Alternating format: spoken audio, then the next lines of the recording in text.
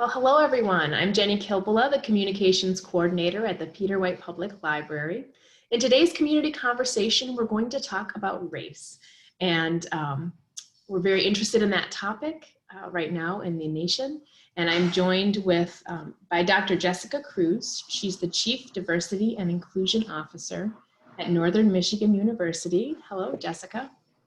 Hello. Thank you for having me here today. Thanks. So as we get started, you and I were talking a little bit earlier about the fact that in the library world, about 80% of librarians are white females, and we are ordering the books and we are meeting with patrons all day long that are very diverse. And so we're very aware that we need to be sensitive to all kinds of races and understand where people are coming from in different cultures. And so that's kind of how I'm coming into this conversation as a white woman, asking these questions, and I'm so happy that you're here to answer them for me. Absolutely. I appreciate the invitation, and I appreciate your approach. As I mentioned to you a little bit earlier today, I think it's always important to acknowledge what I call positionality and where you're coming from. I think we all have very different experiences in life that inform us and shape the way that we see the world.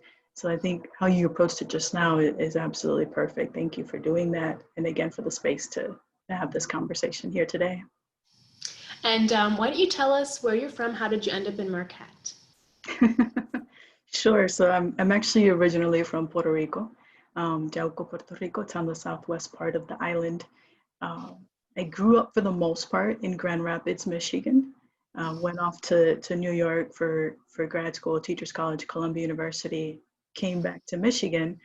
And in the work that I was doing, ended up getting into higher education as a career working around diversity, equity, and inclusion. And so when this position became available at Northern, it became a natural next step.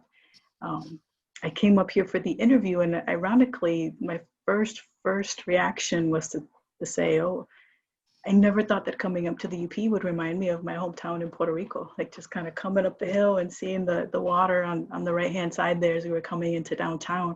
And it felt very, very different for me in a really good way. And so I figured that's a good sign. So I accepted the position, came up here, and been here for 4.5 years. It'll be 5 years in February, and just trying to do good work. Great. Well, thanks for that background. Mm-hmm. So we're going to get right into it today. And my first question is, why would you say race is so hard for people to talk about? Sure. It's a tricky one and a simple one to answer at the same time. I think many of these are. It can be taboo. It can be kind of controversial to discuss race and everything that comes from it. And I think part of that is because we don't study it in a way that allows for that to take place in our educational systems and spaces. And then additionally, there's this myth of meritocracy. So it can be hard to acknowledge these things when the myth of meritocracy tells us that if we work really hard, we'll be very successful. And then by extension, if we're not, then that means we haven't worked hard, we haven't earned this. And within that, what's missing is, of course, is some kind of assessment or analysis of what goes on within our systems and what has happened over the course of history that has led to very different outcomes for different groups, often in racialized ways. And so when we're talking about the impacts of things like race and racism, it's not to take away from anybody else's hard work. It's to acknowledge obstacles that other populations have faced over the course of history in our country. And that can be a difficult distinction, I think, at times. But once you get there, I think we realize it's not about the individual people, but the systems in place that have created what we're seeing today. And if we can acknowledge that, then the conversation can become a little bit easier. But when it's individualized and becomes personal, then it's, I think, tougher, especially when you couple it, like I said, with the fact that it's not something that we dive into in school and in spaces of learning in our country. Why is that important to do? That's a loaded question. Yeah, that's another tricky one. It's okay. I think that, the moment right now really helps us to dive into that because, of course, with COVID-19, we're seeing that this virus has a disproportionate impact on Black, Indigenous people of color. Um, and we see a disproportionate impact across the board in many different sectors of society. But with COVID, it's very clear. And so if we can have discussions about race and its impact, especially its disproportionate impact, then we can begin to fill in, one, identify patterns, identify gaps, build solutions and strategies to address those, and have a society where everyone then benefits. Um, and so with COVID, of course, the example is, or many examples, but like essential workers, for instance, tend to be mostly folks of color, like Indigenous people of color. With that comes higher exposure. Um, there's also higher risk of underlying conditions, less access to healthcare, et cetera. All those things combined have this cumulative effect of like higher infection rates and death rates within our communities for COVID-19. That data is there. That's why the governor created a racial disparities task force for looking at the impact of COVID-19. And it's really important work. Then of course, there's the disproportionate impact that also relates to being essential workers and other things when it comes to job or the economic impacts of it. So higher rate of being laid off and losing your job, et cetera. So the economic impact is also there. And there's so much more going on in the world, right? And so again, if we only just looked at COVID, we would see the need for these discussions and highlighting the gaps, and then also the strategies to find some solutions to fix that. Does that make sense? It does. Yeah. So could you maybe help listeners understand what a racial construct is? That might, maybe if we take it a step back to how we all got to where we are personally, what is a racial construct? How is it formed? Sure. I think that, to me, this is one of the most interesting things to talk about when we're talking about race, because it is, I think, perceived to be something that is fixed, that is clearly defined, and that always has been, and therefore never has changed, but it's simply not true. And there are very clear examples around that. So how is it formed? I think it's formed over the course of history by laws. I think it's formed also by the media and representations of different populations and Black, Indigenous people of color, I'll use that term again, in different forms of media that in turn create stereotypes and things of that nature. But even just in sticking with the law, like for instance, the fact that before, in times of slavery, Black folks were not considered completely human, right? 3/5 human, there's the one drop rule. There were legal court cases in which people had to go to court to fight to determine whether or not they were legally classified as Black and therefore not free or not able to marry when it came to interracial marriages. All that stuff was defined by the law in different court cases over the course of history. And that helped then shape how those things came to be. That process is played out in different countries and created different scenarios in different countries. Then we have the census, for example. The census has different racial categories that have shifted over time. They have not remained static. I myself, as I mentioned, I'm from Puerto Rico. The census used to be just Hispanic. Now it's Latino, Hispanic. Sometimes you'll see Latinx. That's separated as an ethnicity from a racial category, which is very complicated because in different countries in Latin America, you have different race systems or categories, casting systems, if you want to call it that. And so, for example, a very light-skinned Latino person like myself could be considered, it's kind of awkward to say Latino, I'm Latina, Puerto Rican, but anyways, could be considered white in a different country in Latin America, but here, white means a very different thing. And so for me personally, filling out the census, it's tough, it's tricky. I don't feel like any of it fully captures who I am and how I identify. But even in Puerto Rico, which the US, it became part of the US in 1898. And I had this interesting project where I went back and looked at some of my family's census records. And on my grandfather's side, for instance, and each decade, we were classified differently. And so for some of them, my grandfather, his parents, his mother actually, and his siblings were classified as Black. The next decade they'd be white. The next decade they'd be Native or Indigenous. So for us, it's Taino. And it keeps going from there. It's really interesting to see how that has shifted because obviously they didn't change. It was just how they were perceived at that moment in time. And for me, that's a really clear example of how race is a social construct. It's how we perceive things to be. And then we have implications that come from that. Great, thanks for that answer. Yeah, those are some, yeah, thanks for that story. Wow. That was a fun project to work on. I bet. Yeah. So how does living in a small town like here in Marquette, which might be less diverse than a metropolitan area, affect perceptions of race? Does it? Absolutely. Right. We're not exactly isolated or disconnected from these things. This is very historic. It's systemic, as I've said, and so we're not exempt from that. And so one of the things I hear is that this isn't the problem here. We don't have diversity, as much diversity here. It's not really an issue. But there are different aspects to this, and it's very much something that folks experience here. And I'll get into that a little bit in a moment. But then there's also the fact that perceptions, as I mentioned earlier, are indeed shaped by media consumption and things of that nature. And if we don't have positive, genuine, accurate representations of our communities in the media, then that's going to be how ultimately folks see us, right? So that's another aspect to all of this. But then there's also, so with underrepresentation comes hypervisibility.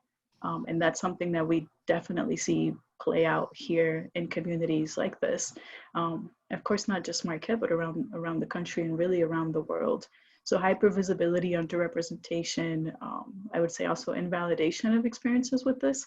So for example, if somebody gets followed in the store or different kinds of looks or comments, if others may not have ever experienced that or heard of it, they might say, oh, no, that doesn't happen here, but that might be someone's daily reality.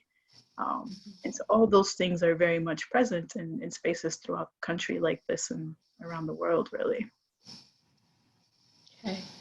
And so how can people educate themselves, the people saying, no, it doesn't happen here, to look into the community bias, their own bias, Sure. their racism, that's been indoctrinated in. People don't like to say that, like, I'm not that, but truth is that if you consume enough media, you probably have a stereotype steeped in some form of racism. Yeah, that's why I like how you approached it from the beginning. So I'll reiterate that I meant what I said. I think it's always important to acknowledge our own individual positionality in these things, because we've all been influenced and we all continue to be influenced by our life's experiences, and this is no different. And so how do we learn more about that? I think we have to listen. So I mentioned earlier the invalidation of the experiential reality of folks of color. When people are saying they've experienced something, I think we need to believe them, listen, figure out what's going on there. How can we support? How could we better understand this? Acknowledge our own position in this, as I mentioned, that you've already done so well. And then read, attend seminars, workshops, that kind of stuff is always very helpful, especially for anyone interested in being an ally, right? You don't want the burden of education to be placed on the folks that are already experiencing difficulties and struggles with this. You want to do your own learning. There's all kinds of resources out there for this. Right now with the Black Lives Matter movement, there's a lot that folks are putting together to help people understand what it is, how it came to be, why it's important to have these kinds of conversations. Of course, for me, we have different things that we're working on throughout the year, like the Diversity Common Reader Project that happens every year, the United Conference, and more. But those things become spaces for us to learn about this and then apply it to our lives as best as we can. And when it comes to media, trying to consume things that have a critical lens to it, like being mindful of stereotypes that are out there and trying to be more mindful of things that have more positive and genuine representations of our community, so that we can be intentional about that and not let it impact us in negative ways, and instead be positive. And I have heard some people, I think, trying to maybe put in a good foot forward. I think it's well-intentioned, but they'll say, I don't see color, I'm colorblind. And why would you say is that harmful to moving forward in these discussions? Sure. So for me, the main reason for I guess that can be problematic is that it completely eliminates an aspect of a person's identity, and with that, it, as I said earlier, invalidates that person's experiences as a person of color. And so, if they are having any kinds of interactions with folks that are unpleasant or perhaps even problematic, dangerous, etc., then if we're saying no, we don't see color, then how are any of those things possible if no one sees color? It really fails to acknowledge and validate the experiences that people of color might be having. And if we don't acknowledge that, then we can't talk about it. If we can't talk about it, we can't address it. So I think that's it's a very early step in the process is to at a minimum listen and accept that that's people's reality in many cases. Okay. So we hear it happening in so many levels. How can this conversation of race happen at a community level? How can we, I mean, well, it's COVID, so we're not really coming together, but I guess you can answer that question either way, either through COVID or not, if we were able to meet in person. What do you think? Sure. Well, yeah, it's interesting navigating these things during COVID. Of course, everything I mentioned, United Diversity Common Reader Project, et cetera, that we're working on, we're looking at online formats like you and I are doing right now through Zoom, or perhaps hybrid options as well. That's kind of the new standard for us now. But you know, in the past, I've done things like again, I work in higher education. So in the past, I've taken students to different neighborhoods in Chicago to do kind of like a domestic immersion experience and learn about the contributions, history, struggles, et cetera, of various communities through things like walking mural tours, things that are pretty engaging, or visiting the Jim Crow Museum at Ferris State University that looks at everyday objects of intolerance to teach tolerance. And there are things that are out there, not only from before, but are still out there today. And you end in this really beautiful space for debriefing. And it can be a pretty powerful experience. Obviously, it's a little tough right now to travel with COVID, or very tough, but some of those things are available virtually as well. I know the Jim Crow Museum does virtual tours. We're probably going to be doing some of those this semester and the next, just to keep that space there and continue the dialogue. And then, as I mentioned, the other pieces are going to be online or hybrid as well. So there's a lot out there. And in some ways, ironically, it's kind of neat. COVID has allowed for like increased accessibility. And so now what may not have been possible before, because it required a travel to a conference in LA or something like that, is all of a sudden just on your computer. So if you could access good internet and get in that way, then we have more resources at our disposal, which is good. Yeah, that's true. And all those different people who've been studying and doing the work, like yourself. That's, yeah, we should put some of those resources up on our site, those different museums. Sure, yeah, send them to you. Yeah. Let's see. Two more questions on my list. One of them is, if you're comfortable, sharing an experience. I know I've heard people say we don't have that happen here in Marquette. I don't know if you've ever heard a story, being the inclusion and diversity officer, from a student or someone who's experienced that here. Can you give me a brief example, maybe? Of something you've heard? I hear some things just in various spaces, not just from students, but also in the community, folks that a common one is you might get followed in a store, or people might think you're stealing something, or being kind of charged at with a truck. So these acts of could be perhaps aggression, hostility. I've heard stories like that throughout the community. And of course, right now there's this period of heightened tensions. So you're hearing those stories a little bit more, I think. So yeah, so I'll stick to that. Those are the common ones. I think there's more out there. I don't want to share other people's stories, but that's a trend, like kind of a pattern I've noticed. Okay. We've been asking all of the people we've been talking to in community conversations how the library can help with COVID-19, and specifically, I'd like to ask how we can help facilitate discussions of race during COVID-19, during the state of racial unrest in our country, after COVID. I mean, how can the library be a facilitator of this? Sure. One, I think it'd be fantastic to partner, and I can think of several ways to do that. This right here is perfect. I really appreciate the invitation, like I said earlier, and it allows us to just continue the conversation, the intergroup dialogue that I think needs to happen now more than ever. And perhaps not more than ever, but it's definitely, we're feeling the weight of it very heavily right now. But I'd love to partner with you in the library to have these discussions on an ongoing basis. To maybe if we do a virtual tour of the Jim Crow Museum together, maybe we could coordinate on that piece together. Talk about what kinds of resources should be available within library spaces that are more representative of folks of color, that speak to the topics that we don't often see discussed and addressed. All of that I think is important, and something that we could definitely partner on to make happen. Great. Is there anything else you want to share today? I think you've done an excellent job with your questions. So nothing comes to mind right away as a question, but as always, there's opportunities for updates and things like that. So I guess just keep an eye out for announcements and different ways to continue the conversation. Great. Well, thank you, Dr. Cruz, for joining us today, and we look forward to talking to you in the future.